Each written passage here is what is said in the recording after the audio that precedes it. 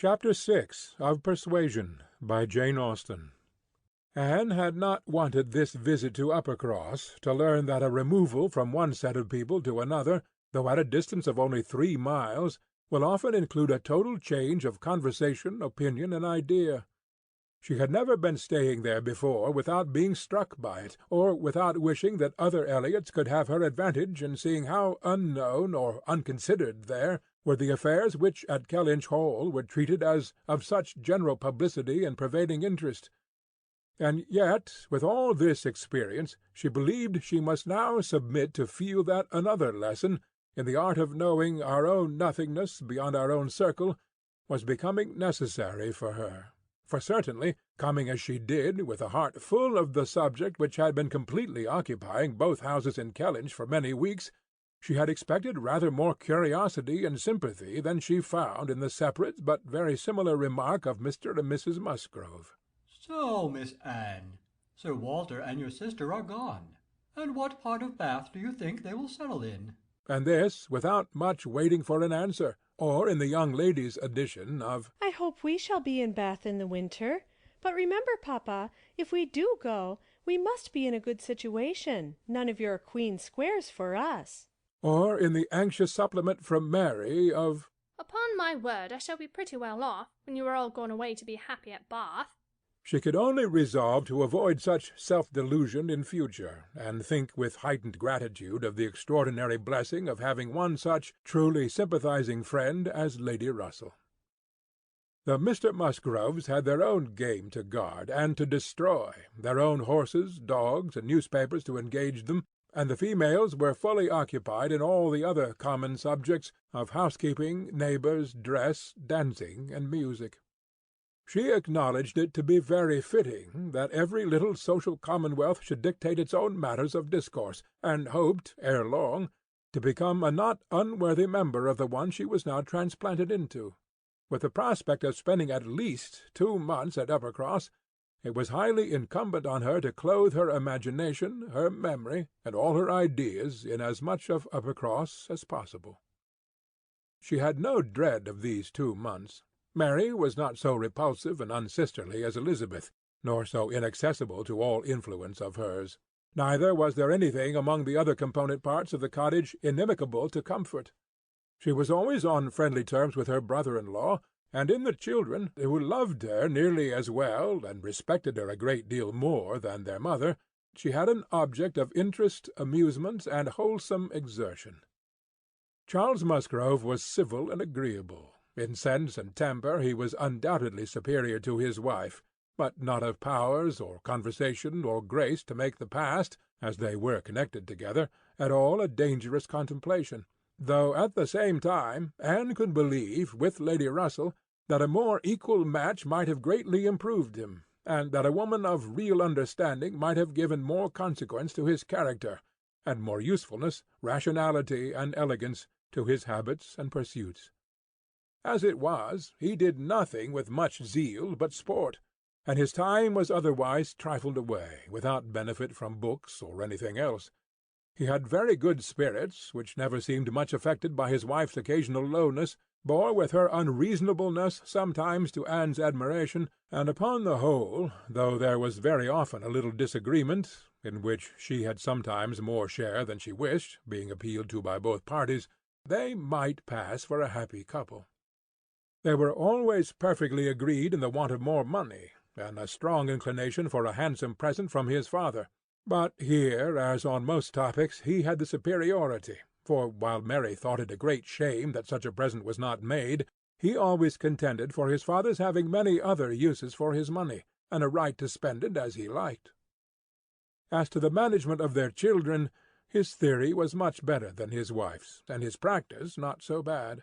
"I could manage them very well, if it were not for Mary's interference," was what Anne often heard him say, and had a good deal of faith in. But when listening in turn to Mary's reproach of, "Charles spoils the children so that I cannot get them into any order," she never had the smallest temptation to say, "Very true." One of the least agreeable circumstances of her residence there was her being treated with too much confidence by all parties, and being too much in the secret of the complaints of each house. Known to have some influence with her sister, She was continually requested, or at least receiving hints to exert it, beyond what was practicable. I wish you could persuade Mary not to be always fancying herself ill, was Charles's language, and in an unhappy mood thus spoke Mary. I do believe if Charles were to see me dying, he would not think there was anything the matter with me. I am sure, Anne, if you would, you might persuade him that I really am very ill, a great deal worse than I ever own. Mary's declaration was, I hate sending the children to the great house, though their grandmamma is always wanting to see them, for she humours and indulges them to such a degree, and gives them so much trash and sweet things, that they are sure to come back sick and cross for the rest of the day.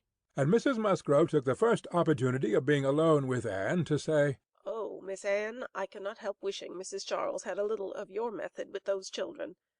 They are quite different creatures with you. But to be sure, in general, they are so spoiled. It is a pity you cannot put your sister in the way of managing them. They are as fine, healthy children as ever were seen, poor little dears, without partiality. But Mrs. Charles knows no more how they should be treated. Bless me, how troublesome they are sometimes! I assure you, Miss Anne, it prevents my wishing to see them at our house so often as I otherwise should. I believe Mrs. Charles is not quite pleased with my not inviting them oftener. But you know it is very bad to have children with one that one is obligated to be checking every moment. Don't do this, and don't do that, or that one can only keep in tolerable order by more cake than is good for them. She had this communication, moreover, from Mary. Mrs. Musgrove thinks all her servants so steady that it would be high treason to call it in question. But I am sure, without exaggeration, that her upper housemaid and laundry-maid, instead of being in their business, are gadding about the village all day long. I meet them wherever I go, and I declare I never go twice into my nursery without seeing something of them.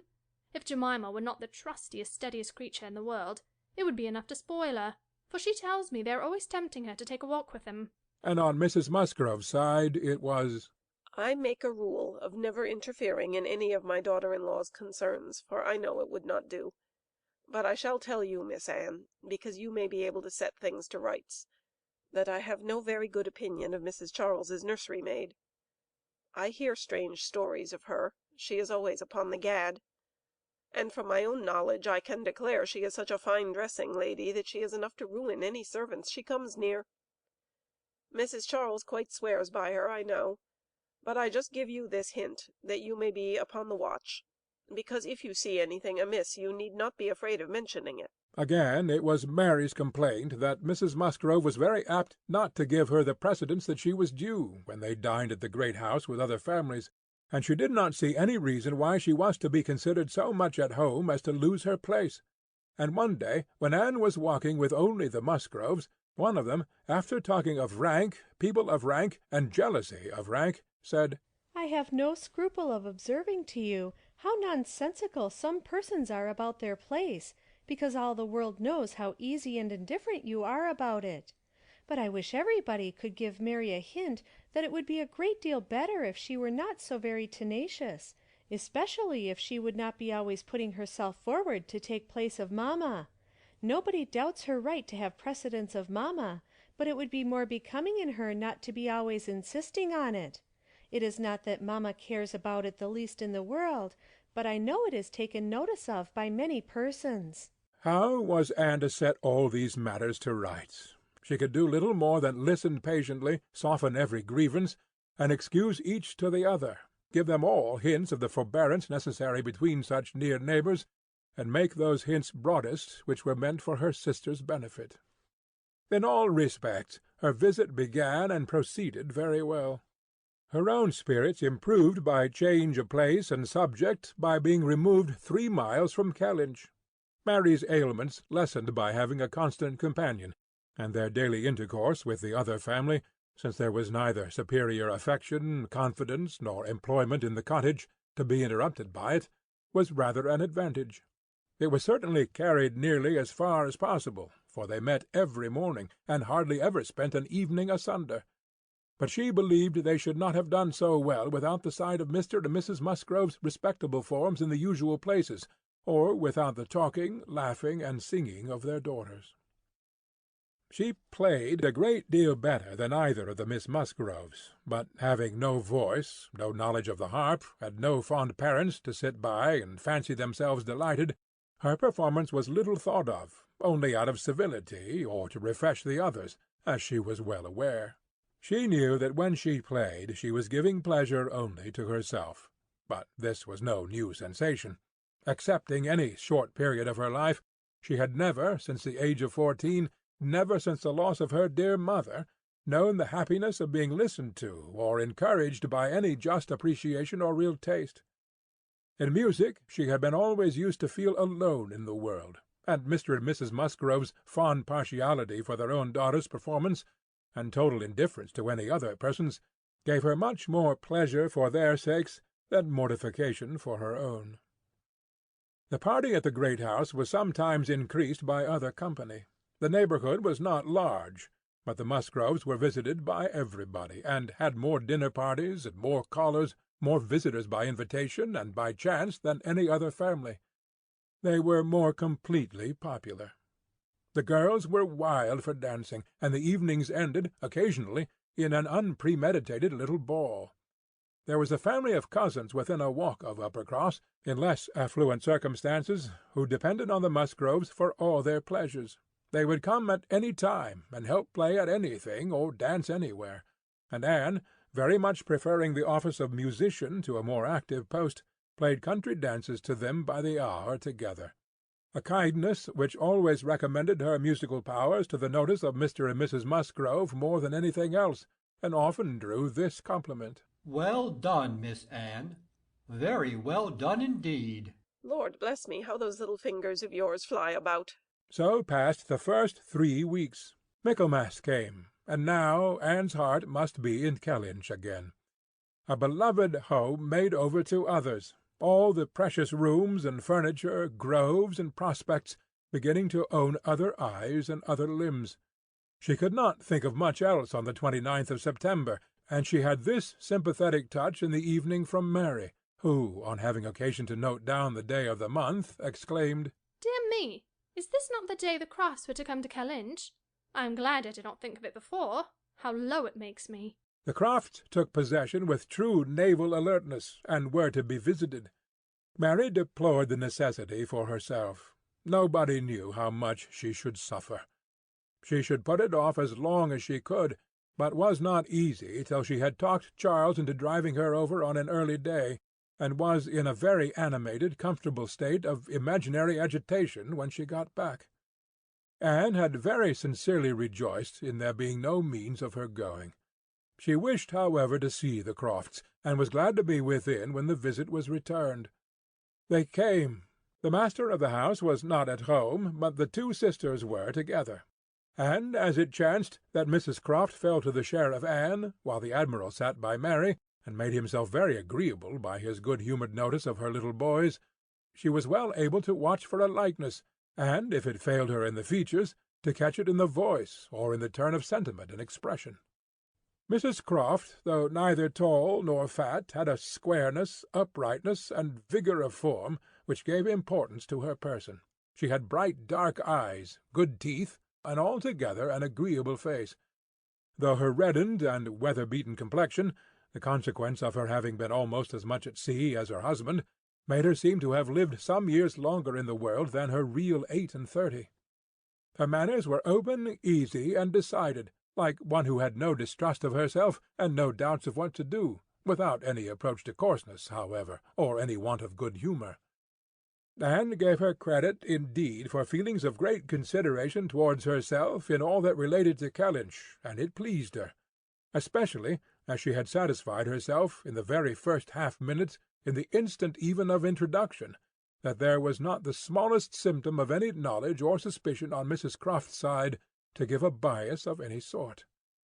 She was quite easy on that head, and consequently full of strength and courage, till, for a moment electrified by Mrs. Croft's suddenly saying, "It was you, and not your sister, I find, that my brother had the pleasure of being acquainted with, when he was in this country." Anne hoped that she had outlived the age of blushing, but the age of emotion she certainly had not. "Perhaps you may not have heard that he is married." added Mrs. Croft. She could now answer as she ought, and was happy to feel, when Mrs. Croft's next words explained it to be Mr. Wentworth of whom she spoke, that she had said nothing which might not do for either brother. She immediately felt how reasonable it was that Mrs. Croft should be thinking and speaking of Edward, and not of Frederick, and with shame at her own forgetfulness, applied herself to the knowledge of their former neighbour's present state with proper interest. The rest was all tranquillity, till, just as they were moving, she heard the Admiral say to Mary, "We are expecting a brother of Mrs. Croft's here soon. I dare say you know him by name." He was cut short by the eager attacks of the little boys, clinging to him like an old friend, and declaring he should not go, and being too much engrossed by proposals of carrying them away in his coat pockets, etc., to have another moment for finishing or recollecting what he had begun. Anne was left to persuade herself, as well as she could, that the same brother must still be in question. She could not, however, reach such a degree of certainty as not to be anxious to hear whether anything had been said on the subject at the other house, where the Crofts had previously been calling. The folks of the great house were to spend the evening of this day at the cottage, and it being now too late in the year for such visits to be made on foot, the coach was beginning to be listened for, when the youngest Miss Musgrove walked in. That she was coming to apologize, and that they should have to spend the evening by themselves, was the first black idea, and Mary was quite ready to be affronted, when Louisa made all right by saying that she only came on foot to leave more room for the harp, which was bringing in the carriage. "And I will tell you our reason," she added, "and all about it. I am come on to give you notice that Papa and Mamma are out of spirits this evening, especially Mamma. She thinks so much of poor Richard, and we agreed it would be best to have the harp, for it seems to amuse her more than the pianoforte. I will tell you why she is out of spirits. When the Crofts called this morning, they called here afterwards, did they not? They happened to say that her brother, Captain Wentworth, is just returned to England, or paid off, or something, and is coming to see them almost directly. And most unluckily it came into Mamma's head, when they were gone, that Wentworth, or something like that, was the name of poor Richard's captain at one time. I do not know when or where, but a great while before he died, poor fellow. And upon looking over his letters and things, she found it was so, and is perfectly sure that this must be the very man, and her head is quite full of it and of poor Richard. So we must be as merry as we can, that she may not be dwelling upon such gloomy things."